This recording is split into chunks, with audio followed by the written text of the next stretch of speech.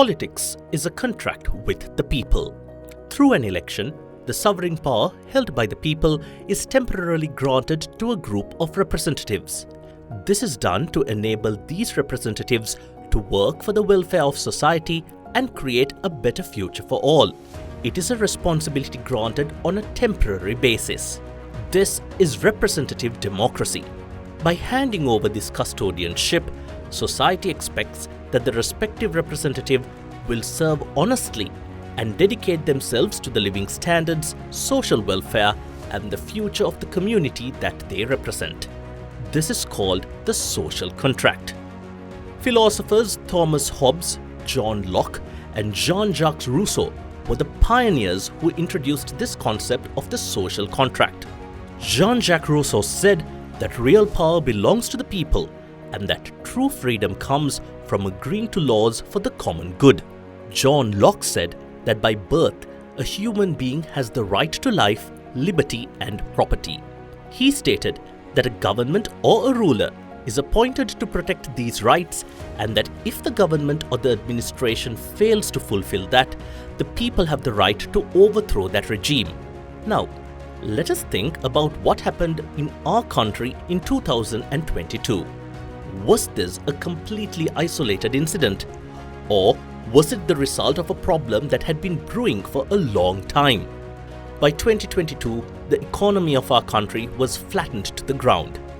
We were in debt to the entire world. The economy was devastated due to unbearable loans that were spent on projects that cost 2 or 3 times what they should have. Projects that brought no benefit to the country. A group of people who got commissions from those projects had become extremely wealthy. On the other hand, ordinary people in the country were unable to obtain even daily essentials like food and medicine.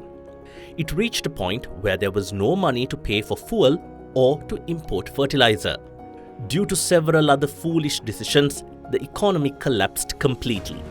That economic crisis did not happen on its own. It was created by a few individuals. And they were not ordinary people. They were top-tier politicians and a small group who enjoyed their blessings. Looking at it that way, it was an economic crime committed by a few. That disaster was caused by politicians. What is the history behind this?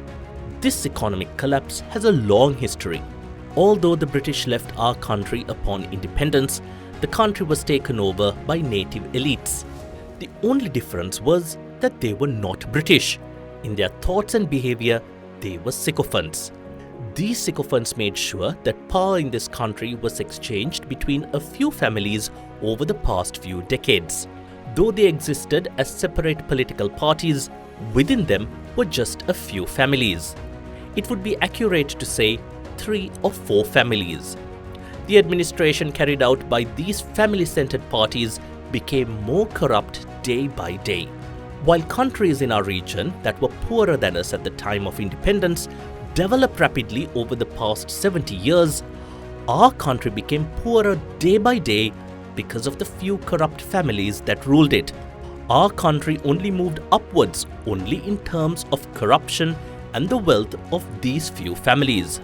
The people became poorer and poorer. Politicians sowed divisions within society, making people fight each other to maintain their rule. Because of this, society was fragmented into pieces by many divisions like race, religion, caste, and province. That is the political and historical background of the state our country had fallen into by 2022. Finally, even when the country hit rock bottom in 2022, what these rulers did was use the final remaining reserve of $500 million to pay off debt, eyeing their commissions. When the people could take no more, they decided that enough is enough. Forgetting all the divisions that had split society for 70 years, the people united as one. They decided that to live as humans with self-respect, this corrupt system of governance must end. The wave built upon that decision was Gota Go Home. On the 9th of April 2022, People gathered at the Goalface Green and showed their power peacefully. Goalface Green remained as a continuous social movement under the name Gota Go Gama. Another group expressed their protest near temple trees under the name Maina Go Gama. Most of these people did not know each other before. However, there was a common similarity among them, being a citizen oppressed by the decline and exploitation that occurred in this society. Division based on religion, ethnicity, education level, or the area that they lived in did not matter. It was a moment when our society initiated a social transformation in search of modernity. So, did the rulers recognize this change? The answer is no. The regressive politicians in those old, familiar political parties thought they could stop this in the same old way. So what did they do? They gathered their henchmen and thugs and held a meeting at temple trees to put on a show. After preparing the crowd, they first attacked Maina Go Gama. The ruler thought that people would retreat and run in the face of thugs and violence as they had done in the past. But something unexpected happened. The entire citizenry bound themselves with a spiritual bond against this injustice and unfairness.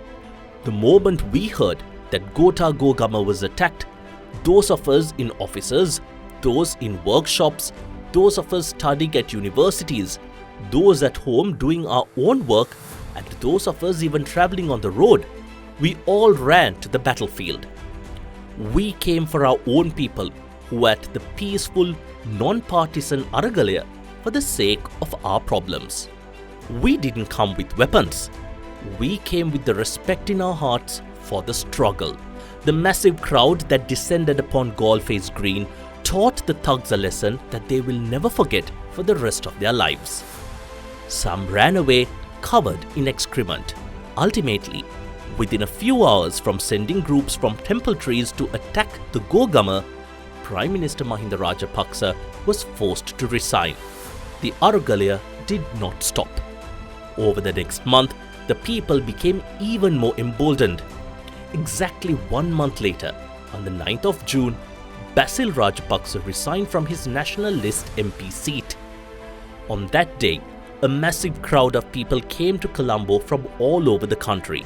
Despite the sudden police curfew imposed on the 8th of June, people forced the resumption of train services and came to Colombo by train. They came despite the continuous firing of tear gas and high-pressure water cannons.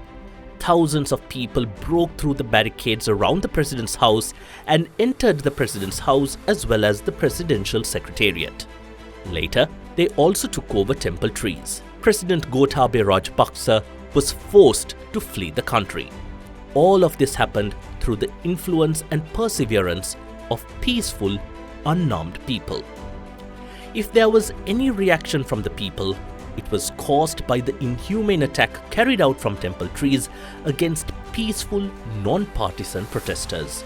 Through the dialogue that emerged as a result of that Aragalaya, the people discarded traditional, narrow and corrupt politics like taking out the garbage. Waiting for the right time, they voted for a new political transformation. The historic event where the Aragalaya was attacked and thugs fled before people's power serves as a lesson to the country forever. That is, it is not the traditional political parties filled with thieves who ruled this country for 70 years that stand for the people. It is the people themselves.